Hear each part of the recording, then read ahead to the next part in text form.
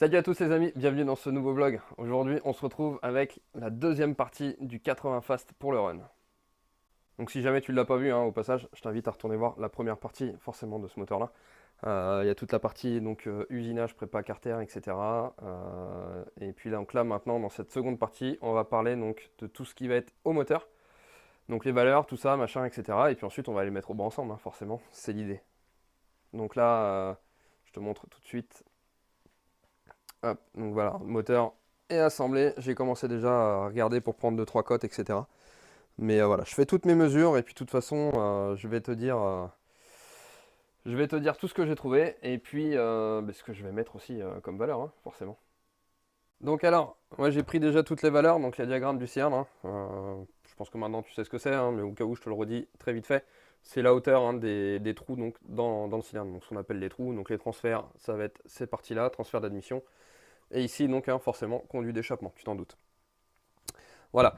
Donc là, au départ, cylindre totalement stock, posé comme ça sur les carters. Je trouve 189 à l'échappement, 130, entre 130 et 131 aux latéraux. Donc les latéraux, c'est ceux les plus en avant ici et là, ces deux-là. Et 129 aux auxiliaires. Donc les auxiliaires, c'est ceux-là. L'arrière, je t'en parle pas, on s'en occupe en réalité que très très peu. Voilà. Donc là, ça forcément, c'est très très bas. Beaucoup trop bas en fait. Donc il va falloir que j'aille reprendre tout ça au renvoi d'angle. Et donc, on va monter tout ça à 134. On va mettre 134 aux auxiliaires ici, 136 aux latéraux. Et on va les mettre 196 à l'échappement. C'est des valeurs qui sont pas mal et qui vont pas mal pour du 80 fast en l'occurrence. Allez, c'est parti, on sort le matériel et on va faire des copos.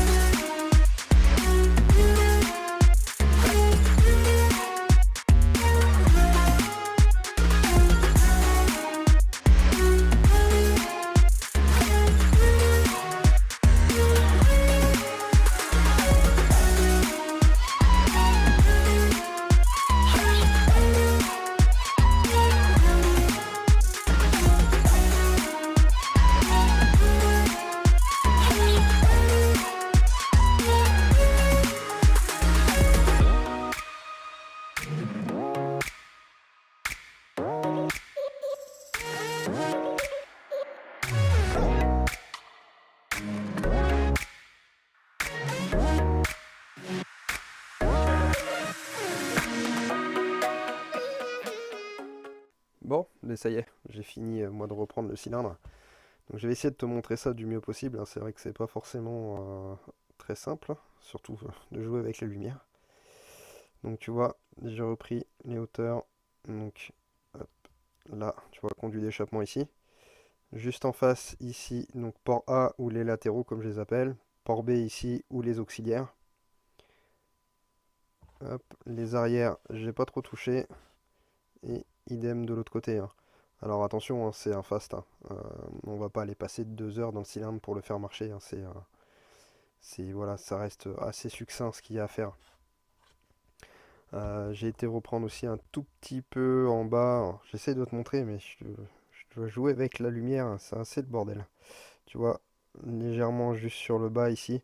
Alors là, bon, c'était pour enlever les petites bavures, parce que sinon, ça reste vraiment de la cosmétique plus qu'autre chose. C'est pas, voilà, c'est pour faire beau, faire propre, et puis voilà, puis que le client soit content aussi, c'est le principal. Donc voilà pour ça. Allez, maintenant, on va remonter le cylindre sur les carters, et puis ensuite, je vais aller m'occuper de la culasse. Parce que oui, je te l'ai pas dit, mais il faut que je m'occupe aussi de la culasse, forcément, moteur de run, donc on touche à tout pour aller chercher le maximum de performance, et surtout, ça va rouler avec de l'essence de course. Donc l'essence de course, si tu connais pas, je vais te montrer ce que c'est. Enfin, une des essences en tout cas de course qui existe, parce qu'il en existe des centaines sur le marché. Ce que nous on utilise, tu vois, c'est ça, la VP Racing Q16. Donc c'est une essence très particulière, dans le sens où elle est plombée, oxygénée, et surtout le taux d'octane, il est rehaussé par rapport au samplon qu'on peut trouver à la pompe. Pourquoi on utilise ça? Tout simplement, alors c'est pas une essence qui va faire que ça marche mieux quand tu la mets comme ça. Non, clairement, il se passe rien. Et en plus, tu la payes 9 euros le litre. Alors là, tu vas me dire, ah, vous êtes complètement cinglé et compagnie. Oui et non, en réalité, si tu la mets juste comme ça, il se passe rien ou pas grand chose à part avoir une bonne odeur. Parce que c'est vrai que ça sent très bon. Enfin, moi, j'aime beaucoup. Mais surtout, en fait, ce que ça va nous permettre de faire, c'est qu'on va pouvoir repousser les limites de la casse qu'on aurait avec du samplon 98 ou pire avec du 95. C'est-à-dire qu'on peut aller comprimer les moteurs comme des débiles. Alors, comme des débiles, attention, il y a toujours des limites. Pour le coup, avec cette essence-là, pas forcément pour la casse, mais à un moment, un moteur trop comprimé, ça va le brider, clairement. Donc voilà, c'est pour ça que je te dis qu'il y a des limites. Et également, c'est pareil, au niveau de l'allumage, on va pouvoir aller balancer des avances de timbré sans risquer de casse non plus qu'on pourrait avoir sur d'autres moteurs. Donc, pour nous, énorme intérêt d'utiliser cette essence-là. Et en plus, comme je te disais, le fait qu'il y ait du plomb dans l'essence, le plomb a un pouvoir autolubrifiant dans un moteur. Et du coup, on use aussi moins de pièces. Ça, c'est juste magique. Et puis alors, quand tu démontes un moteur qui a tourné à la Q16, ça a une odeur, je te jure. Donc là, je reprends, mesure de squish, hein, comme d'hab. Je mets un peu de graisse, mes fils d'étain. J'ai mis du épais, hein, parce que je pense qu'à mon avis, ça va être assez haut en squish. On va voir ce que ça va donner. Mais bon, à mon avis, je pense que je vais partir sur un plot brut plutôt que sur celui-ci.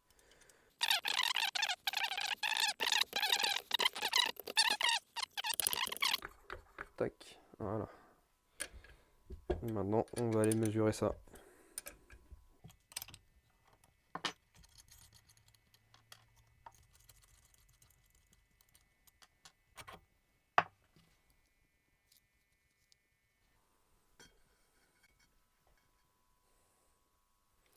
Allez, première mesure.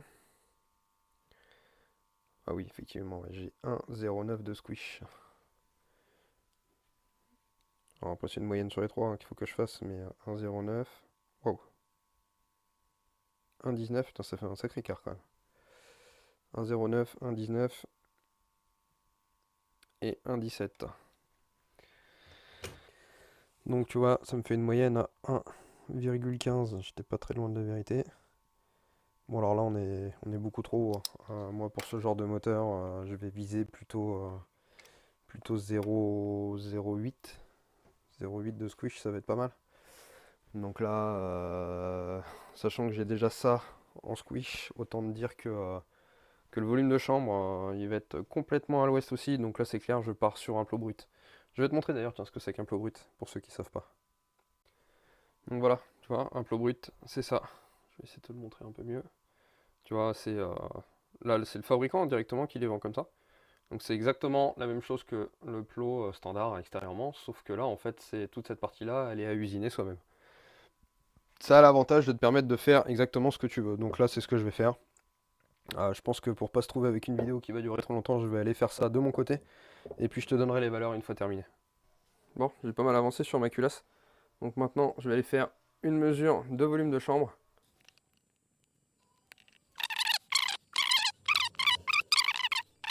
Donc là, allez, je vais faire ma mesure. Et ensuite, on va voir à partir de là comment ça comprime.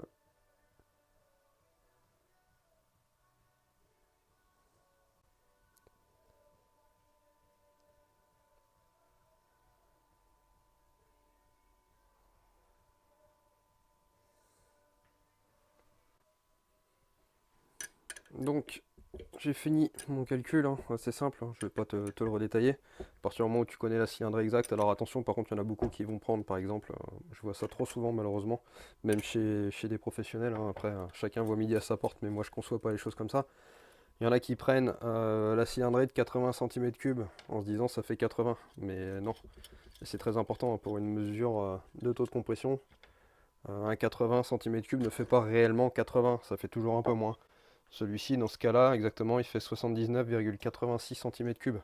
Donc tu prends cette mesure-là pour connaître ton taux de compression forcément. Enfin, oui, cette mesure-là, oui, c'est bien ça.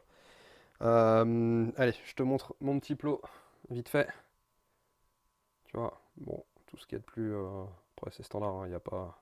Il n'y a pas non plus 30 millions de façons de faire des plots de culasse, hein. Si ce n'est que moi je les aime hémisphériques comme ça et non pas tronconiques, hein. Donc tronconique c'est un angle, je dirais, plat. Hémisphérique, hein, c'est une espèce de demi-sphère en fait à l'intérieur du plot de culasse. Bon, pour moi, de ce côté-là, je dirais que le boulot est maintenant terminé. Donc, on va couper là, on va se reprendre ensuite sur le banc directement. Moi là, j'ai plus qu'à monter le moteur de façon définitive. Ça y est, j'ai mis le moteur dans le châssis de banc. Mais je suis emmerdé. Déjà, dès le départ, ça commence. J'ai même pas commencé à roder le moteur que je suis emmerdé. Là, bon, je suis gonflé. Après, c'est le jeu, c'est comme ça. Je te montre. Tu vas comprendre par toi-même. Alors ça, c'est une V-Force, hein, donc la boîte à clapets. C'est une vraie, hein, c'est pas une chinoise. Et regarde au milieu. Et puis les deux clapets du milieu. Voilà, ça va avaler les deux clapets du milieu. Et alors, pour ceux qui connaissent, tu as une barre en fait, hein, qui traverse juste à ce niveau-là, qui est censée maintenir les deux clapets du milieu, et elle est plus là. Alors pour qui, pourquoi, j'en sais rien, soit que c'est elle qui a lâché ou quoi, parce que bon, en montant, je veux dire, si les clapets n'avaient pas été à leur place, je les aurais vus, puisqu'ils seraient simplement tombés de la boîte à clapets. C'est vraiment cette pièce-là qui les maintient. Sauf que là, du coup, attends, je te pose ça dans un coin, et puis je vais essayer de te montrer.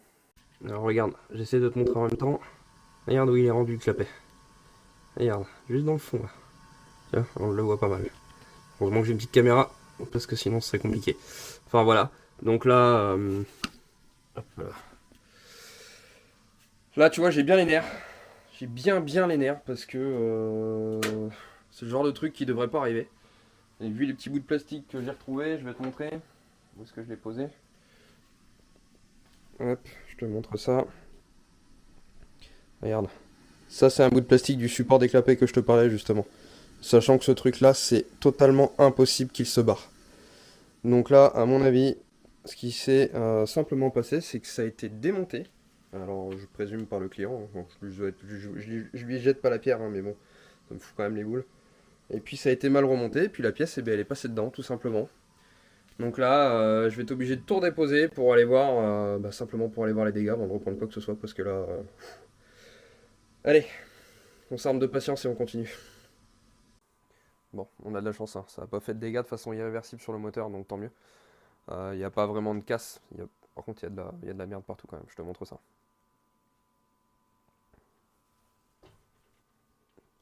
Alors j'essaie de t'éclairer en même temps. Ouais, histoire que tu puisses voir.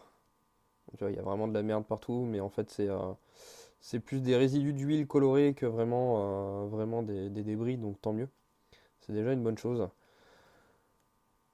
Donc voilà pour ça. Et puis après, donc je vais te montrer le piston que j'ai là, juste sous les yeux, hein. Tu vois, ça l'a blanchi un peu, mais c'est pareil, ça va. Même chose, hein, pas de traces dessus, donc c'est pareil, t'imagines bien le cylindre. Pas de traces non plus, je ne l'ai pas encore nettoyé, mais pareil, hein, comment dire, des résidus d'huile noircis. De toute façon, il y a un clapet complet que je n'ai pas retrouvé, donc c'est clair, il est passé dans le moteur. Là-dedans, ça a fait un peu gyrobroyeur, si tu vois ce que je veux dire. Enfin voilà, allez, je nettoie tout ça, et puis je vais voir ce que ça donne une fois nettoyé. On verra. Je nettoie, et puis ensuite j'avise. Bon, je suis désolé, hein, il y a le compresseur qui est en route en même temps. Voilà, tu vois, c'est pareil, le cylindre, rien du tout. Donc bon, tant mieux. Allez, je continue le nettoyage et puis je remonte tout. Bon, ça y est, donc j'ai sorti le moteur du châssis, j'ai tout rincé, re-rincé, re-rincé à l'essence, tout soufflé, etc. Donc là, tu vois, ça y est, c'est revenu nickel. J'ai tout rehuilé après, comme lors d'un montage neuf. Donc voilà. Bon, je retrouve un vélo qui tourne librement. Bon, j'ai récupéré quelques morceaux. Je vais te montrer ça. Je les ai gardés de côté pour te les montrer. Regarde, les morceaux de plastique que j'ai retrouvé dedans. Donc ça, c'est le petit bout de plastique central, hein, qui va tac, juste là, tu vois, glisser là-dedans pour aller maintenir les clapets en place. Donc voilà, je pense que ça, à coup sûr, ça a été démonté et mal remonté. Alors sur une boîte à clapets neuve, je sais pas pourquoi, mais bon, beaucoup de questions bizarres sur ce moteur.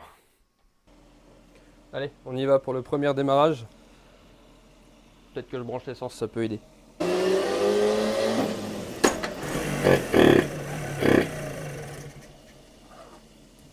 C'est ce qu'on appelle un fail. Forcément, sans antiparasite, ça peut pas aider non plus.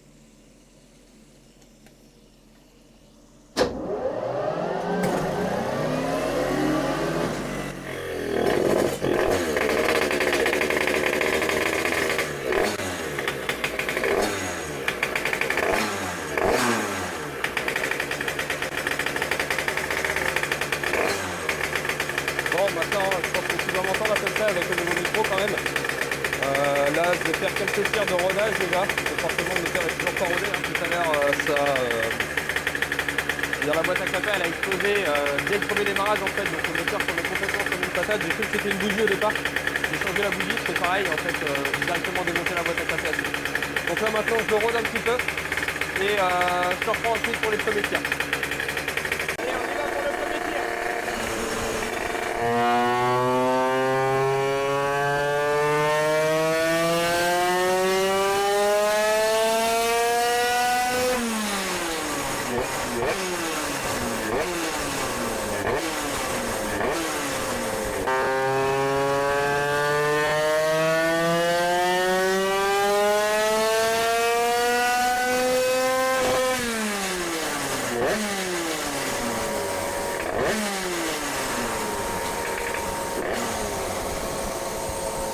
Alors là du coup je vais te montrer, tu vois j'ai fait donc 2 tirs exactement. Hop, voilà les courbes. Pour le moment c'est pas forcément joyeux et je pense que c'est un moteur qui va être compliqué, je t'expliquerai un petit peu après pourquoi. Je vais je vais déjà commencer à faire 2-3 modifs, enfin, c'est vraiment les deux premiers tirs que j'ai fait avec le moteur. Enfin, j'en ai enchaîné 3 ou 4 si tu veux, mais c'est les 2 premiers que j'ai validés. Donc le moteur va un petit peu se libérer en fonctionnant, etc. Mais voilà, pour le moment il n'y a vraiment rien de fou. Au mieux, donc c'est la courbe rouge, je suis à 24,9 chevaux rouleau brut. Il en manque un petit peu quand même. Bon, allez, je continue à bosser là-dessus. Déjà, je pense que je peux facilement aller lui remettre de l'avance à l'allumage, un poil. Moi je le ressens, hein, si tu veux, au fonctionnement du moteur. Je peux aussi lui baisser la carbe. Pareil, encore une fois, c'est quelque chose que je ressens. Je suis trop riche sur le circuit de ralenti, je suis trop riche sur le circuit principal, donc J-cœur de ralenti, J-cœur principal. Donc je vais déjà aller chatouiller tout ça gentiment, chose par chose bien sûr, hein. Je fais pas tout en même temps sinon tu sais pas où tu mets les pieds. Et puis ensuite j'avise.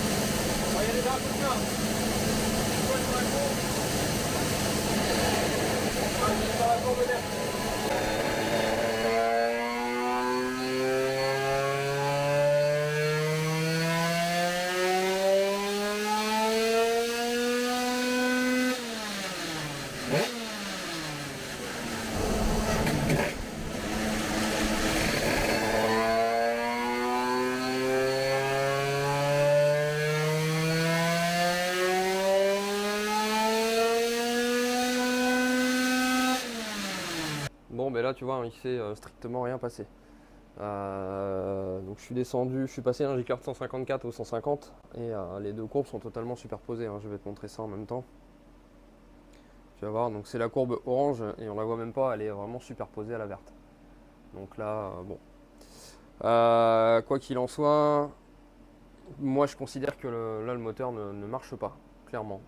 Ça devrait déjà, à ce stade-là du développement, si tu veux, ça devrait déjà sortir beaucoup plus de puissance que ça. Maintenant je vais t'expliquer pourquoi, parce que moi je sais pour le coup pourquoi ça fonctionne pas. Si tu as regardé la première partie de la vidéo, je te disais au début de cette vidéo là où je te présentais les pièces que le client avait fait faire un vilebrequin sur mesure, je sais pas où. Et je suis pas trop rentré dans les détails de ce vélo là, mais quoi qu'il en soit, le vélo est pour moi beaucoup trop gros, beaucoup trop lourd. Je vais t'expliquer pourquoi. Le vilebrequin fait 82 mm de diamètre au niveau des masses, au niveau des soies de vilebrequin en fait. Dis-toi que c'est plus gros qu'un vilebrequin de 100 fast. Donc clairement la puissance elle est mangée ici en fait, hein, le moteur. On va dire que ça marche bien pour ce qu'il y a actuellement en pièces dedans, tu vois. Pour donner une idée, un derby d'origine, le diamètre de vilebrequin il est de 77 mm. Et même si tu prends un vilebrequin Italkit en course 44.9, on est aussi en diamètre de 77. Si tu prends un vilebrequin Bidalo en course 44.9, le diamètre des masses est également en 77 mm. Enfin voilà, pardon. À un moment, il y a une bonne raison à tout ça si tu veux, hein. C'est juste que s'ils avaient décidé que ça marchait mieux en faisant plus gros, plus lourd, il y a longtemps que tout le monde le ferait. Donc là, je sais que c'est ça qui m'ampute des performances et je pense que ça gomme certaines choses que je devrais voir, comme là en l'occurrence, tu vois, en descendant le gicleur, en descendant 4 points le gicleur, les deux courbes n'auraient pas dû être du tout identiques, c'est clair et net. Et ça vient pas de ma boîte de gicleur, hein. Je veux dire, c'est la boîte de gicleur que j'utilise moi perso pour mes machines également. Enfin, les gicleurs, ça fait quelques années que je bosse avec, donc je sais que c'est pas ça. Donc là, c'est problématique dans le sens où ça va être très très compliqué d'aller faire mieux. D'ailleurs, pour comparer, tiens, je vais te montrer une autre courbe, hein, d'un moteur de piste que j'ai fait dans la même configuration que ça, mais avec le bon vilebrequin. Et tu vas vite te rendre compte de la différence. Donc voilà, hein, ici tu vois une courbe jaune en plus. Donc la courbe qui est juste là, hein, bien sûr, celle qui est au-dessus là. Alors tu vas me dire, il n'y a pas un gros écart, hein. Effectivement, si tu compares juste aux chiffres, il y a moins d'un cheval d'écart. Par contre, il y a 0,6 de plus en couple, quoi. Il y a 14 mètres-newtons et 27,1 chevaux. Donc ça, tu vois, tout en sachant que c'est, comme je te disais, donc un moteur de piste, donc qui est monté plus safe que ce genre de moteur, hein. Et c'est un moteur qui tourne au samplon 98. Donc à un moment, c'est pas normal. Euh, Là, moi avec mon 80 perso, par exemple, je vais pas te montrer la courbe parce que ça, je la garde vraiment pour moi. Mais avec mon 80 perso, je suis au-dessus de ça. Et ça devrait, avec les paramètres que j'ai mis, parce que les paramètres que j'ai mis dans ce moteur-là, hein, c'est les mêmes que ce que j'ai dans mon propre moteur à moi, dans mes propres moteurs d'ailleurs, parce que j'ai 2,80 pour le run, ça devrait mieux fonctionner, quoi. Donc voilà, encore une chose qui me prouve que le vilebrequin nous bouffe bien des chevaux. Bon, toujours est-il que de toute façon, pour le moment, j'ai pas le choix, il faut que je continue à bosser avec ça, puisque c'est comme ça et pas autrement. Ce qui est dommage, hein, c'est d'avoir usiné une paire de carters neuves pour ce vélo-là, mais bon, de toute façon, j'avais pas le choix, le client sait ce qu'il voulait, donc il a fallu faire, hein. C'est comme ça.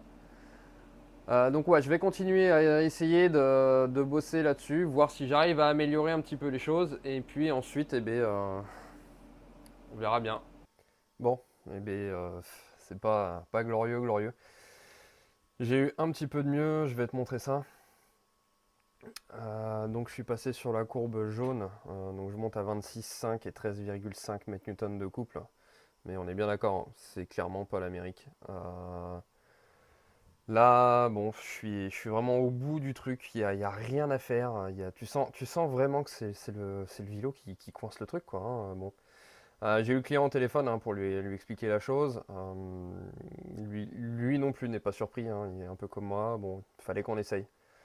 Donc, bon, toujours est-il que voilà, le moteur là dans l'instant T pour le moment est terminé. Il restera comme ça.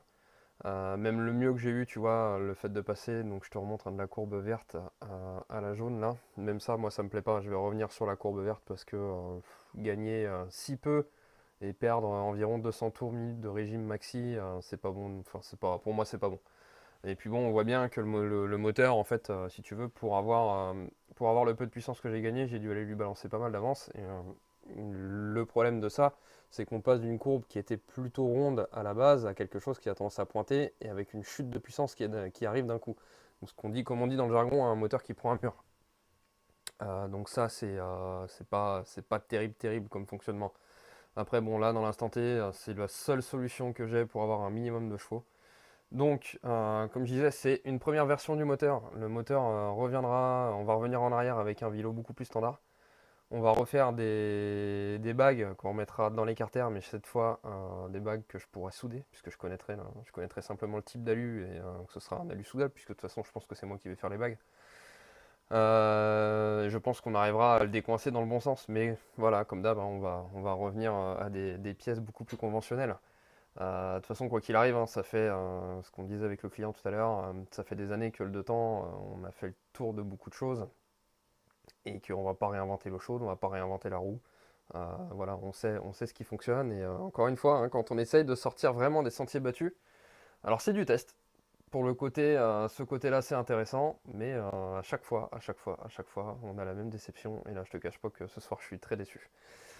Même si je m'y attendais, j'ai du mal. Je dirais que mon amour-propre en prend un coup. Bon, c'est comme ça, hein, qu'est-ce que tu veux, on peut pas gagner à tous les coups. C'était essayer quelque chose de différent, et on a un résultat qui est différent. En attendant, je vous laisse sur cette mauvaise note pour moi, parce que clairement c'est une mauvaise note, hein, je le vis un peu mal, mais bon, c'est comme ça. On va quand même tâcher de trouver le sommeil. Non, je plaisante, je vais pas perdre le sommeil pour ça, ça serait malheureux. Bon, bref, en attendant, merci à tous, hein, de m'avoir suivi pour ces 2 vidéos sur ce 80 fast de run. Moteur en merde, mais bon, c'est le jeu, c'est comme ça. Et puis, n'oubliez pas, comme d'hab, hein, likez, partagez, un petit pouce bleu. Lâchez un commentaire aussi, hein, d'ailleurs, pour donner votre avis sur la chose. Et puis, je vous dis à très vite.